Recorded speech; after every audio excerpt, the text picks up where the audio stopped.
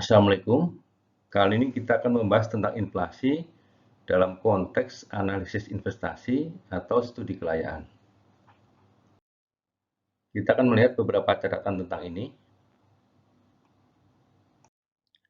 Inflasi ini sering jadi pertanyaan pada waktu kita melakukan studi kelayaan. Bagaimana kita mesti memperlakukan arus kas atau diskon rate. Saya berasumsi bahwa Anda sekalian sudah pernah menonton video atau tahu konsep tentang time value of money, khususnya adalah present value, yang kedua net present value, dan biaya modal atau BACC minimal pada level introduksi. Kita akan melihat apa itu analisis net present value atau NPV. Terdapat dua hal pokok di dalam NPV ini. Pertama adalah cash flow, yang kedua adalah discount rate. Saat kita melakukan proyeksi, timbul pertanyaan, sebenarnya kita sudah melakukan perhitungan inflasi dalam proyeksi ini atau belum? Atau haruskah kita memasukkan unsur inflasi dalam proyeksi arus gas kita atau diskon rate kita? Prinsipnya adalah perlu konsistensi antara arus kas dan diskon rate. Konsistensi ini akan menghasilkan perhitungan NPV yang sama. Kita akan melihat sekarang tentang diskon rate. Ada dua istilah tentang diskon rate. Pertama adalah nominal diskon rate. Nominal diskon rate adalah diskon rate yang mengakomodasi inflasi di dalamnya. Artinya, di dalam rate itu misalkan 10%, ada inflasi 5%, itu sudah include di dalam nominal diskon rate tersebut. Nah, kemudian setiap tahun ada inflasi, sehingga kalau kita perhatikan terindikasi dari harga-harga yang meningkat. Kita bisa mengambil data inflasi dari BPS atau pengumuman dari pemerintah tentang inflasi pada tahun tertentu. Dengan data itu kita bisa berharap ekspektasi inflasi di tahun-tahun depan sebesar apa. Yang kedua adalah real discount rate. Discount rate ini tidak mengandung unsur inflasi. Jadi kita sudah mengeluarkan unsur inflasi dalam perhitungan rate-nya.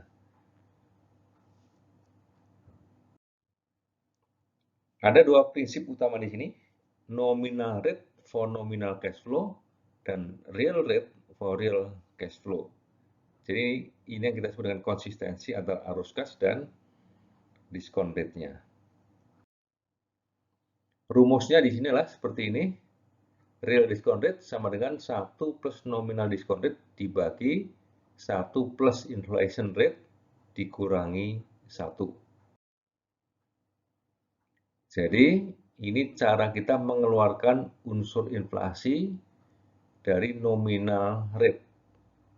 Dengan mengeluarkan inflasi dari nominal rate, kita memperoleh real rate yang sudah tidak ada unsur inflasinya. Sekarang kita masuk pada contoh perhitungan tentang penggunaan real rate dan nominal rate. Nominal rate misalnya adalah 12%, inflasinya 7%. Jika kita hitung dengan formula tadi, akan ketemu real discount rate-nya adalah 4,7%. Nah, kemudian diskon rate ini yang nominal akan kita gunakan untuk arus kas yang nominal. Diskon rate yang real kita gunakan untuk arus kas yang real. Kita akan melihat pada contoh berikutnya. Arus kasnya adalah arus kas nominal untuk contoh pertama, sehingga yang kita ambil adalah diskon rate yang nominal. Jadi arus kas nominal didiskon dengan diskon rate yang nominal juga. Sehingga hasilnya adalah NPV sama dengan 10,647. Sekali lagi, contoh ini memberikan gambaran tentang penggunaan nominal rate untuk nominal cash flow. Jadi konsisten antara arus kas yang nominal ada unsur inflasinya, dan discount rate yang masih mengandung unsur inflasi. Contoh yang kedua, kita menggunakan arus kas real.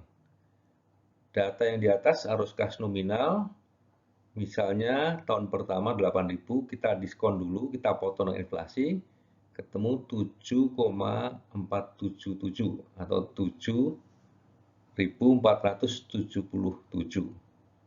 Jadi arus kas ini adalah arus kas real. Karena arus kasnya real, kita menggunakan diskon faktor yang real sebesar 4,7%. Hasilnya adalah NPV 10.647. Kita perhatikan nominal rate for nominal cash flow hasilnya 10.647. Real rate for real cash flow hasilnya sama 10.647. Jadi konsistensi yang kedua, kita menggunakan arus kas real dan diskon rate-nya juga diskon faktor yang real. Sebagai catatan akhir, ada beberapa hal yang perlu kita garis bawahi kembali. Jadi NPV selalu memerlukan dua data, arus kas dan diskon rate. Kemudian jika inflasi kita perhitungkan, maka kita perlu konsisten, yaitu menggunakan diskon rate nominal jika arus kasnya nominal. Menggunakan diskon rate real jika arus kasnya adalah real. Semoga bermanfaat. Wassalamualaikum warahmatullahi wabarakatuh.